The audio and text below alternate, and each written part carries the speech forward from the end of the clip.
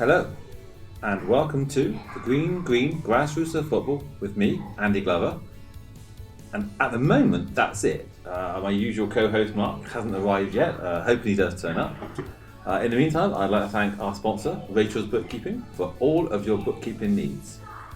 So tonight we'll be taking a look at player development through positional rotation. And this discussion has been sparked by some parents in my new team posing the question as to why we do it. If you hear background noises, we're actually on the upstairs balcony at Summerdale Pavilion, as it's now, the lights have changed, it's evening, there's games on, and they're very, very busy. And they've tucked us away around the corner, but there's lots of noises downstairs, including 3 children playing with their dollies, and it's quite noisy. So if you hear a lot of noise, please bear with us. For this episode, we are joined again by Ben Merry for his 3rd appearance after the 2 episodes on small-sided games. And if you haven't heard them, have a listen afterwards, as they are well worth it. Welcome, Ben. Thank you, Andy. Okay, so before we head into the pod, my usual quote. I can play in the 11 positions because a good player can play anywhere. That was the very modest Zlatan Ibrahimovic. Very modest. He is very modest. I'll start off with what the FA say. So according to the FA, this is from their website, no one knows what position a player will have in the future, especially when they first start playing football. What we do know is that young players should be comfortable running, changing direction, throwing and catching. This gives them confidence in their body and what it can do. And to create skillful players, we need to understand that skillful play takes place across the pitch, varying from one position to another. To a midfielder, it may be a quick turn and a dribble past an opponent to put their team on the front foot, whereas to a defender, skillful play is more likely to be a well-timed interception or tackle. It's important to allow players to experience and develop these different actions, and a great way to do that is by playing in different positions. You may have a player who is dead set on playing in goal. That's not a bad thing, but it's still important for them to develop their ability on the ball. One way to expose them to this is by playing them in outfield positions during training and matches. They may enjoy playing elsewhere, but they can use the experience to help them develop the skills needed to be a modern-day goalkeeper. So there's 2 aspects of that, the goalkeeper and on the pitch. But that's from the FA. So, Ben, your first thoughts on that, shall we say? I would say I wholeheartedly agree with that. I think it's really, really important that children in that foundation phase, when they first started playing football, which your girls will still sit within that bracket, that age bracket, play in as many positions as possible and rotate around the pitch and feel what it's like to be a striker, feel what it's like to play in defence, feel what it's like to be a midfielder, feel what it's like to play in goal. Just for that real holistic experience of playing the game. But I particularly wanted you on this podcast because you're quite an advocate of this. So why do you in particular strongly believe in the rotation? I suppose the main thing is from a learning perspective. Evidence shows certainly from the women's game that let's talk about goalkeepers for a start. The average age of a WSL goalkeeper, the first time or when they were cemented in that position, is 14. Or certainly was I think it was the 23-24 season. That was the statistic then. It may well have changed, but that was the average age. So if you go to kind of that level, I think it's important to realise that children that are playing and developing their competencies, who may really excel at this activity and as this sport, won't know until their mid-teens what position they may well end up in playing. And that's one marker. From a learning perspective, it's really, really important for children to, in that foundation phase, to experience all those different positions and not be pigeonholed. And that's what has happened, sadly, in this country, is that children have been pigeonholed predominantly due to their physical, their somatotype. I.e., here's a really tall, somebody who's maybe hit puberty early or is just taller than the rest of the class, therefore they're going to be a centre-back. And historically in this country, we've pigeonholed players owing to their physical nature, which is leaving us massively behind the bigger picture, like we're talking elite level now, but leaving us massively behind other countries in terms of how they develop their players, and they focus first and foremost on as that quote describes, fundamental movement skills, ball manipulation, and hence the reason why we've seen those changes in the game, small-sided games and children playing football and playing all these different positions, so that actually when I get to 12, 13, 14, develop a real interest and love of being a striker, or develop a real love and interest of stopping goals, or setting up attacks, or taking people on a 1 versus 1 and dribbling past them, or tapping and going and running past a player. And if we just block children into these positions from an early stage, we're kind of inhibiting their growth and their opportunities to learn. And it's, if I play a striker, it'd be great to play in defence to know actually what they might be thinking and how I might use a particular skill, a click-clack or whatever it might be to get past that defender, because I've had that experience of playing in defence and I know what it's like to get them sat on their heels and get them squared up so that I can take the ball past them. And without that experience, I might not have that kind of real lived experience of having taken that player on in that environment, because I played in defence last week and I know what it feels like. In the boys' game, there's a bit of conjecture about it, often quite a lot of discussion about when is best to lock players into not necessarily a specific position like right midfield or left midfield or a 10 or a 9, but maybe across midfield or as an attacker or as a defender. But generally speaking, in boys football, it happens around 11, 12, 13. If we look at academies in the southwest of England, so Bristol City down to Plymouth, that's the kind of age band that they're in. That varies between the clubs in this region, but that's quite a common experience, because they want the best footballers and they know that having footballers that have experienced a wide variety of positions is going to benefit them long term. And it was quite interesting actually, the day they were doing it was on one of the England social media channels. They asked the England players what was their first position they played in, and there were some that were the same position that they play in now, but and again equally there were a big chunk of them were completely different, and that wasn't the position they played in when they were 5. It's impossible to know what a child's going to excel at or love doing or really enjoy doing when they're that age, and it just provides if I go back to the point of learning, it just provides a better experience for those children to play in all those positions, to create a kind of real team ethos of actually. And I experienced this. If I go back, my other point is like my personal perspective on this is I was always quite tall as a young person, grew up tall, and when I started playing football for my school and for my local club, I was tall. Therefore, I went in goal, and I happen to really like playing in goal. But actually, equally, I developed a set of skills that are really specific to playing in goal, and I can strike a ball a long way. I've got good hands. I can handle a ball well. I can throw a ball well. But if you were to put me in a 1 versus 1 situation, or if I were to receive the ball under pressure, that feeling of panic would rise within me, and I just want to shell it and get rid of it. And I would love to have experienced that, the opportunity to play in different positions and maybe improve my feet and become a better footballer, because I wasn't pigeonholed too early. So it can be really, really detrimental to not only a young person's learning, but also kind of, you think about holistically their psychological, social development of always being, they always say I've got to play here because I'm really, really tall. Or they always say I've got to play here because I'm really, really quick and nippy and I can get past people. It's kind of, I think it's something that we need to, it's starting to be shaken off, but I think it's definitely needs to be shaken off in kind of our philosophy and our approach as a country to football generally. Definitely. I mean, I've done it, the underline girls, we've done it this year. We've got both teams and we introduced it just after Christmas. And I asked Simon to do it in the juniors as I did it. And he, fortunately for me, he put the series of WhatsApp messages out before me, so I was able to copy it to the parents. So I was able to copy his and just tailor it to my framing team. Of it. So he put 9 messages out one after the other, which framed why we were doing it. Obviously, we discussed it, why we were doing it, how we were doing it, and then he actually grouped them into these girls are together, and they'll be in defence for this, they'll be in midfield for this, or strike and so on. I was brilliant. I just take that and copy it and send it to mine. But so everyone knew in advance Nice. Series of messages. These games you'll be here. These games you'll be there. Games 1 to 4, across 12 matches.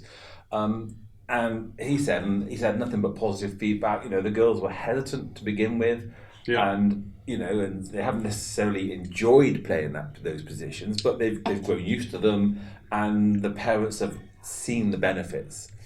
And the same in my team. There's no negative pushback in the sense of why are we doing this. They've read and they've understood the reasoning, and they can. And I'm also talking to the girls as well. I'm saying I was saying exactly what you said earlier.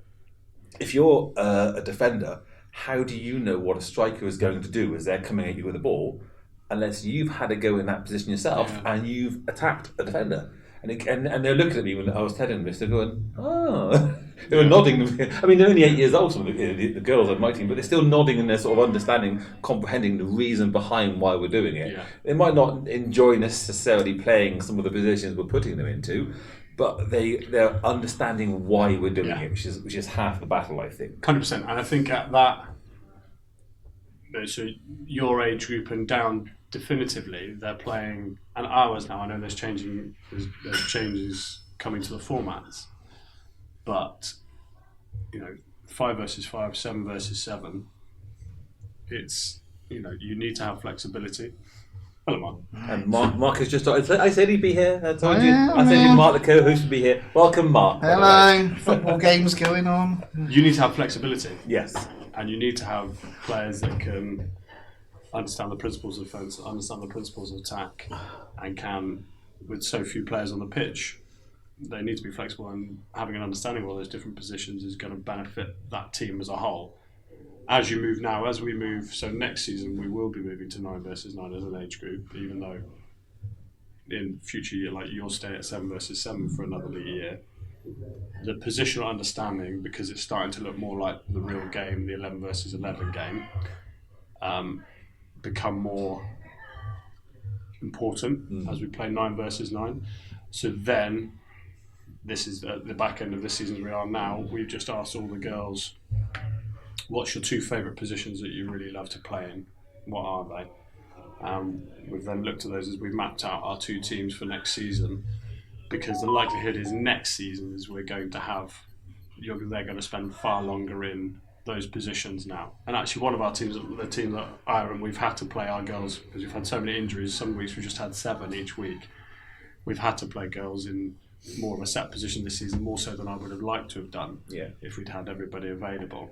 But next season it's going to become even a bit more important to play them in a steadier position. There's always going to be opportunities for them to try something different, because a young person changes their mind. Our goalkeeper might suddenly say, do you know what, Ben, I don't want to play in goal anymore. I don't like the pressure of it, or I don't like that feeling of it. I want to play in a different position. And that's where that kind of, because it has always been set in stone for us, is that we just have done that since we were, in year 1 reception or whatever, when we started playing the game. That's not an issue, and this season everybody's had at least 2 or 3 goes in goal, and we've had one goalkeeper that always plays a half, and then they come out for the second half. And now next season we've got 4 goalkeepers, which is great. So 2 teams, we've got 2 goalkeepers, so now they're going to play in goal and share that between them, and then still have the opportunity to play out on pitch. And then the other girls have got that kind of flexibility to play predominantly out on pitch, but no, we can ask them to cover that, because they've got good fundamentals and they're good athletes and they're good sports people that can cover across all those different positions. I think, go back, I've talked about goalkeeping before just because it's my position, but it's a really interesting one psychologically, knowing that you're going to play in goal and always play in goal. There's a different pressure associated with that, and that can be quite detrimental to a young person always having to play in goal.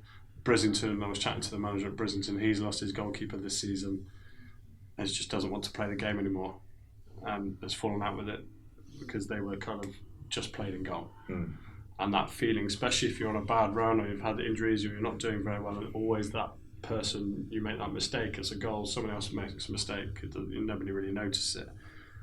And that can be a really tough thing for a young person to kind of manage and cope with each week.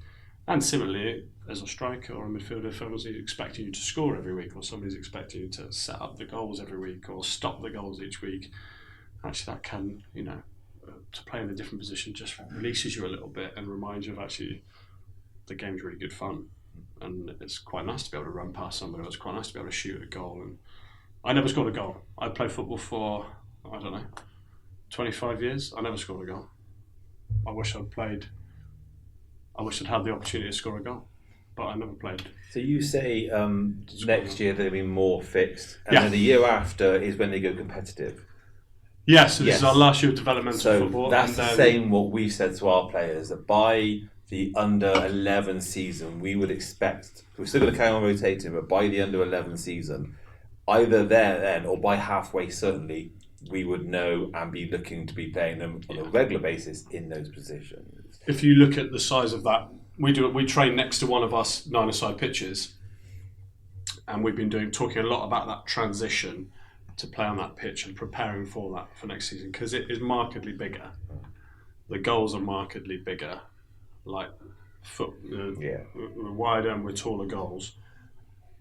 The physicality of some of our players, some of our children, it wouldn't be appropriate for some of our players to play in central midfield, for example, on a 9 versus 9 pitch, because of the amount of running they have to do.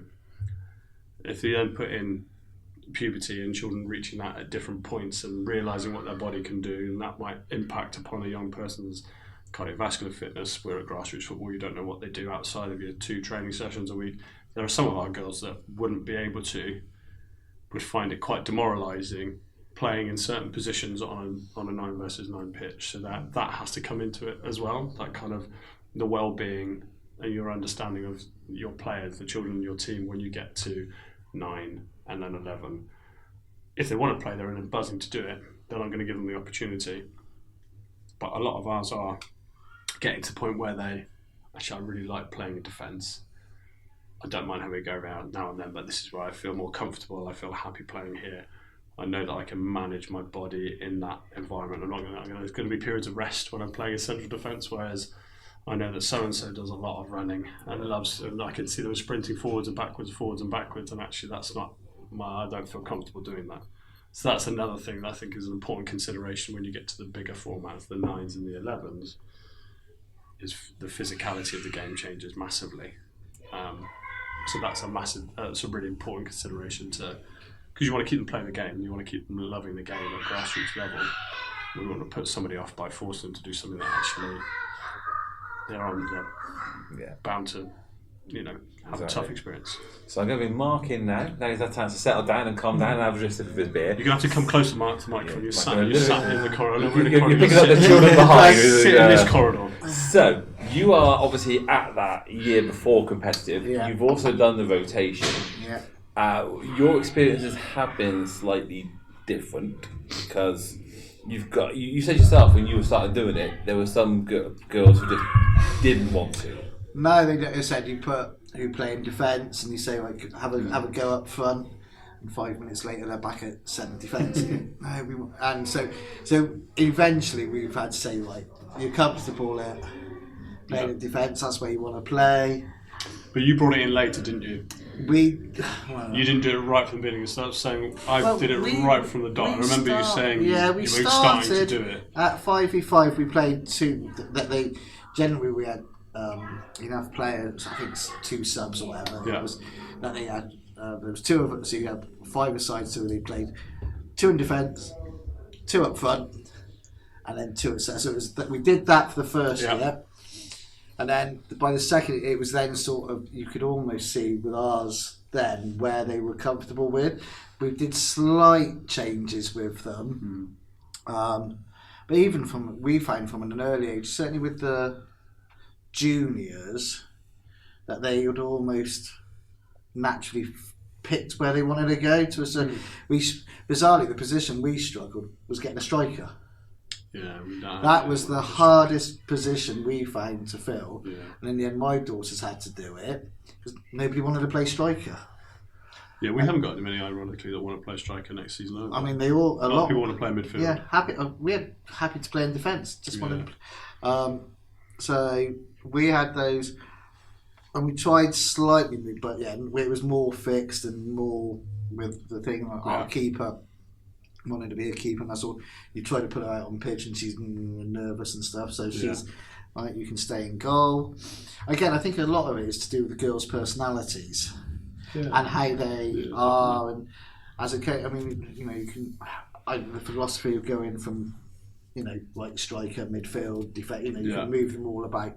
For some, that the concept of how they play the game and in their mindset is different. There's some girls, if you put them like in central midfield, it's too much overload. They like to watch and observe the game. It's not too, you know, they know what they're doing, and they feel more relaxed at that. And sometimes they can get confused. So it's down to the individuals. If a player parents come to me and say, like, we will try to incorporate that with them. But now, like I said, we're more at a position where they generally have got one, if not two positions. There is a reserve,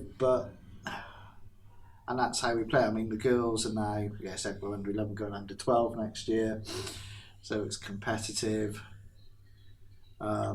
And that's the important, I think, the differentiation between, yes, I talked about what, like, academies would do in a professional environment, but to a certain degree, although they're becoming more aware of, like, motivations and what the background of a context of a young player, but ultimately, if you want to play for this club, you're going to, like, if their rule is to play in every position, you're going to play in every position until we say you're this or you're that, because you're a professional club. Whereas in our environment, a grassroots environment, we can't have that attitude. It's more about what the girls want to do or what the boys want to do and what interests them in the game. And balancing that is. I mean, they said it might have been the week that their positions. So we played Swindon on Tuesday, and their girls, the whole game stayed in their fixed positions. Now it might have been that week that they were in that position and they might move about.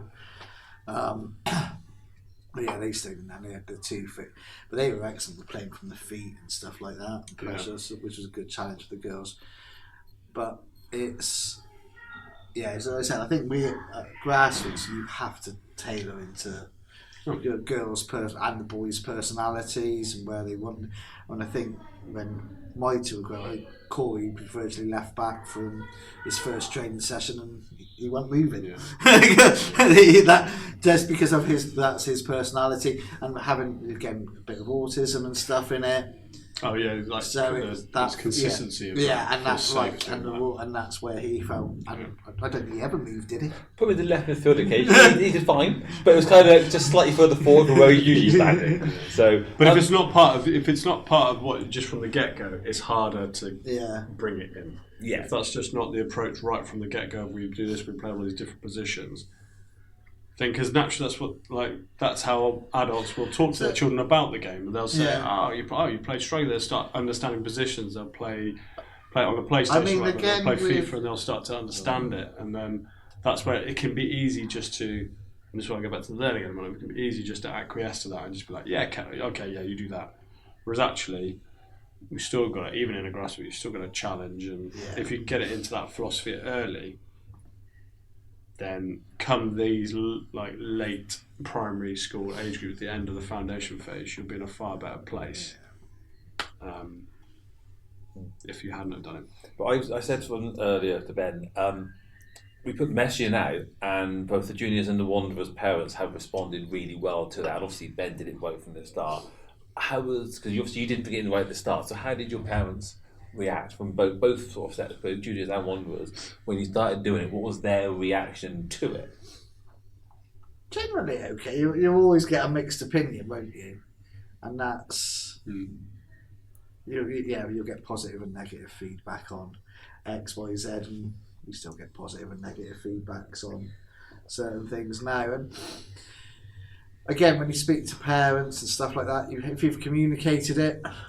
And you're honest and upfront. Your reasons why, and this is why we're doing this. This is what's happening. They can't really. I mean, they will always say stuff, but if you've been honest and open, that this is the plan. This is how we're going to play it. Blah blah blah. Parents should know. Even to be fair, all the way through to under 16s, under 17s, the results are really irrelevant. It's about developing. It's still developing. I mean, and you're developing as footballers, but as people, which is probably the more important thing, and resilient and everything like that. And so you have to be honest and upfront with the parents, and communication is key to it. I think you've got to be. This is why and this is thing, and then when they say, well, I did go back to XYZ when we had this meeting or this message, it clearly states what our philosophy is and what we're trying to do. And yeah, so it's generally not too bad, but you get some that were still. We did it through the last 12 games of the season. That included the 4 competitive games. And we still did it through that, and we rotate equally time across. And we still did. And the juniors could have got to a final if they'd have won their sort of third game against an A division side and they lost by a goal. And that's rotating players. That's playing, against different positions. We still did it, and we still did that. And it stuck to our philosophy. No one complained. Everyone stuck to it, and lost by a goal to an A division side. And everyone was like, "Yeah, fine. We stick to it. We do it." Everyone sort of responded. Well, that's actually, again, come back to you, Mark, because you did it later. What did the girls react to it? Like I said, ours they know that they like their position, and so if you slightly move them, it's a bit. Well, hang on a minute, scary. But now, because you've done it more. Yeah, they still don't. I mean, again, I could put if say we're winning a game comfortably and we'll swap it around, and I don't know, we'll put it. For example, Emmy back into defence and our defender as striker. If you chat to the subs and you turn around, they've virtually swapped positions. You think, well, hang on a minute. they just naturally just go around, and it's just what they. Yeah, I think, and we're at that stage certainly now with our left back and more of our right back is that we want them to play as wing backs and overlap and stuff. Yeah, getting our right back.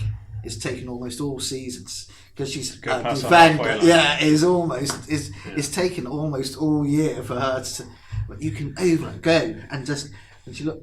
I'm a defender. I'm staying here.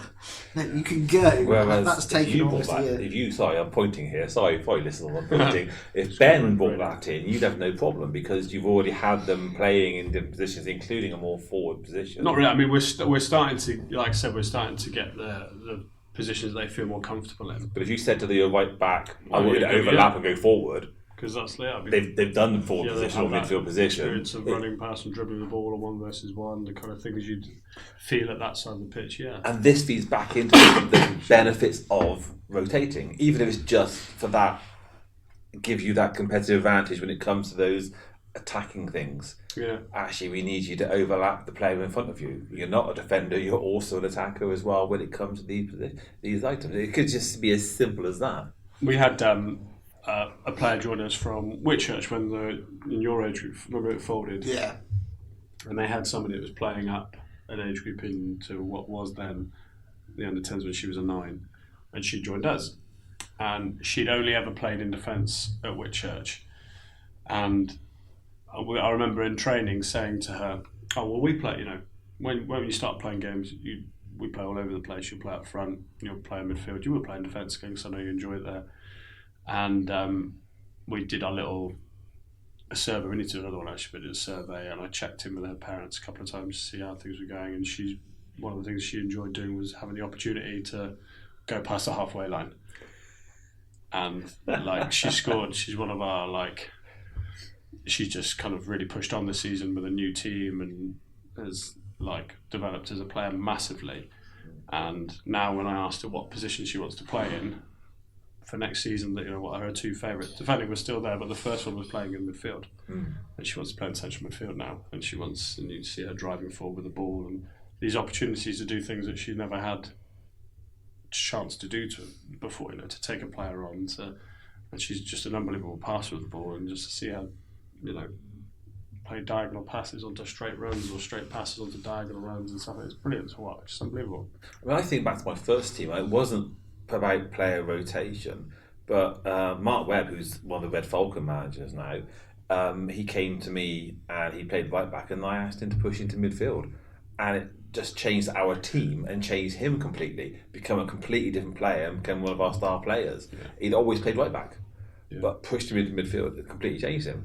And he's become an absolutely fantastic player for us, and it wasn't about me being rotating positions. That was just a bit of must at the time, a bit of a needs yeah, must. yeah. And he was a strong tackler and he had energy. Yeah. But you don't know until you give these players an opportunity to do Yeah. something different. Yeah. So absolutely. Some of the advantages as well. I mean, it gives players a better perspective of how the field appears from different areas, a better sense of what's expected in the different roles as well. Even things like players like being defenders, but even all your players like being defenders. I'm sure they would like to get a goal still.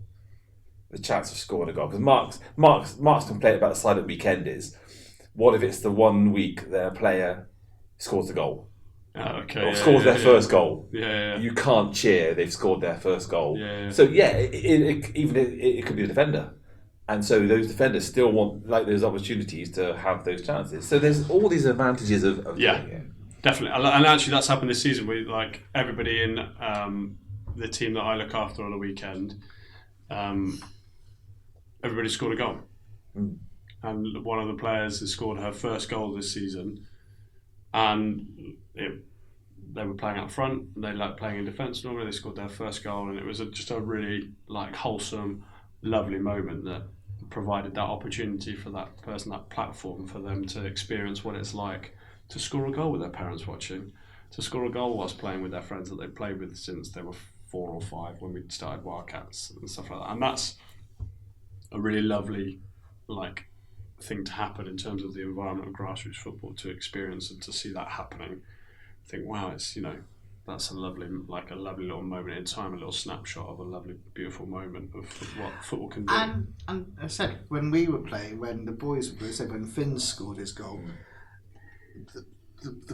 they mobbed and the parents went, yeah. It was a silent, well done. But he was always a defender. But we pushed him forward for that game and stuff. So the silent,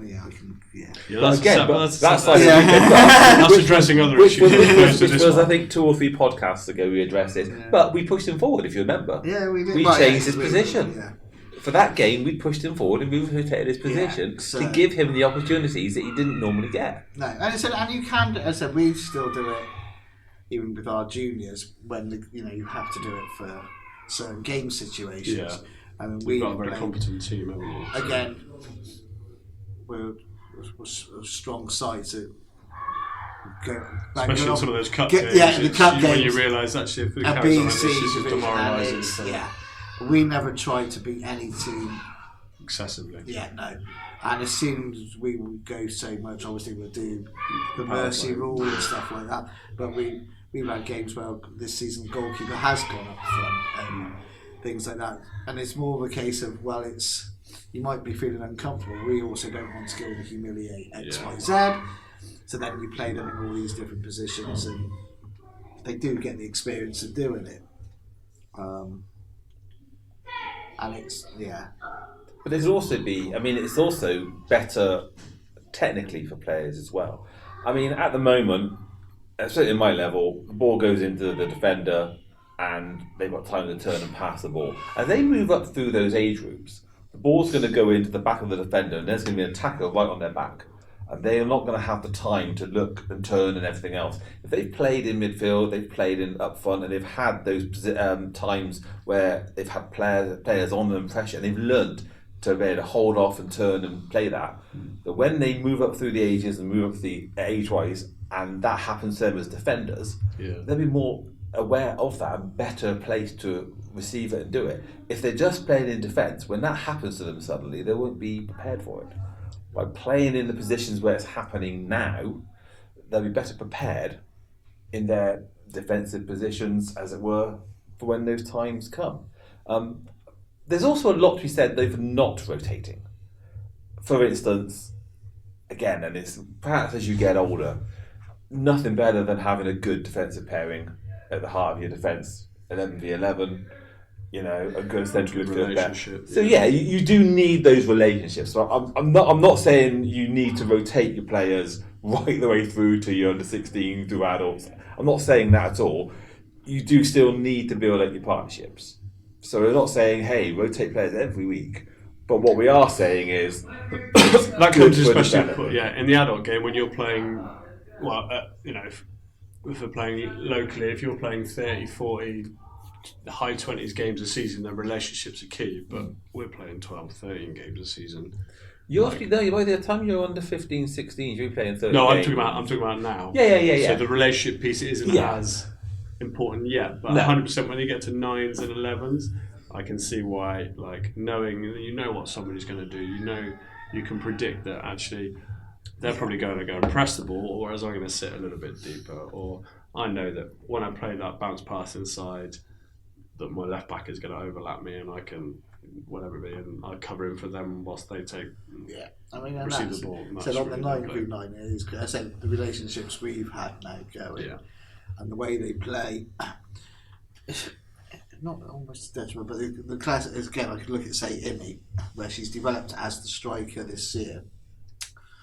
How she does now, because we've got two really quick wingers.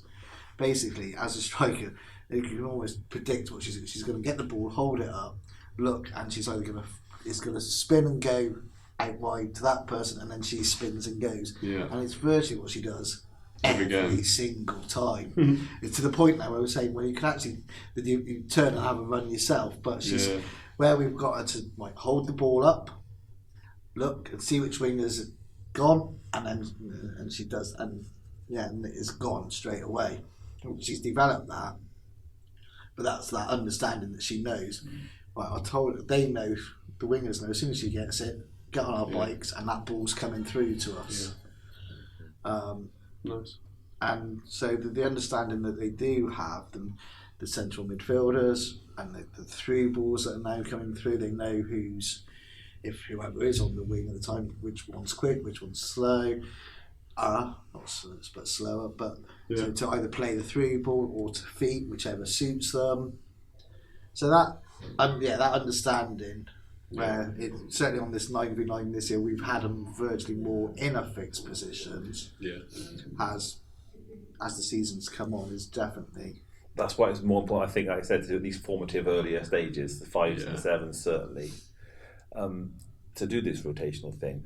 I mean, another thing, one of the dangers of doing it at a young age, of fixed them, is often it's done, as you said earlier, based on physicality.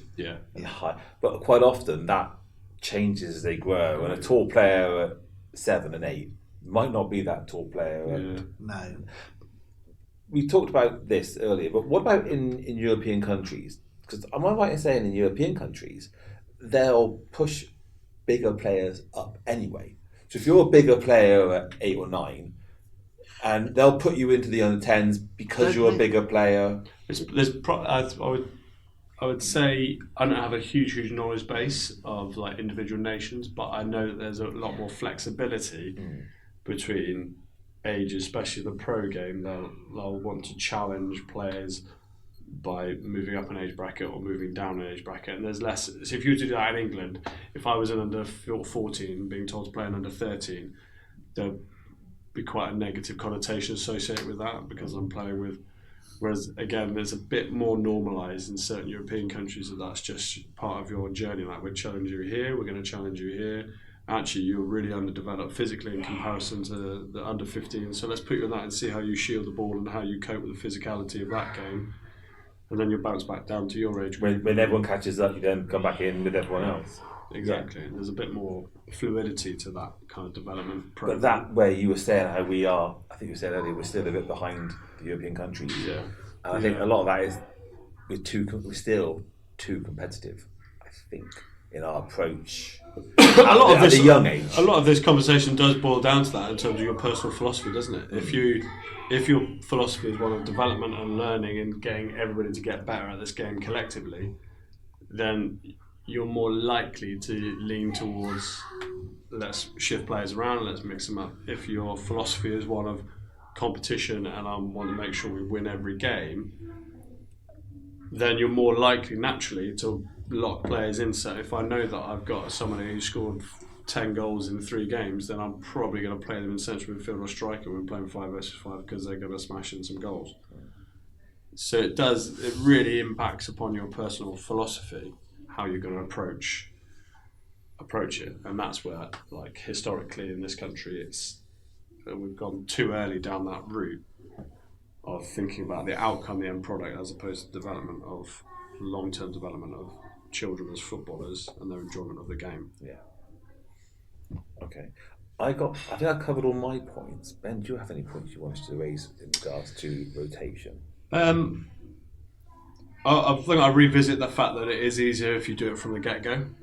Like a lot of these things that we've talked about in the past on here and that you've had people talking about, if you start with that in mind, when they first join you, when they first boys finish with Mark, and Mark's obviously done that first session with them for so many years now, and then they finish Wildcats and come into an age group, if that's your philosophy from the outset, and that's the norm, then you have fewer challenges in terms of types of conversations, and it's just it's an expected behaviour, if you like, and it's expected action.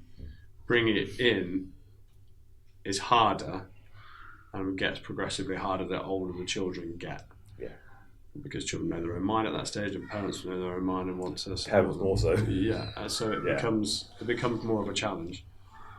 But then, if you communicate it early, that ultimately, players will play in a more steady area of the pitch or a steady position, then as we come towards the bigger formats of the game, and it's coming, then you have fewer challenges with it in terms of introducing it.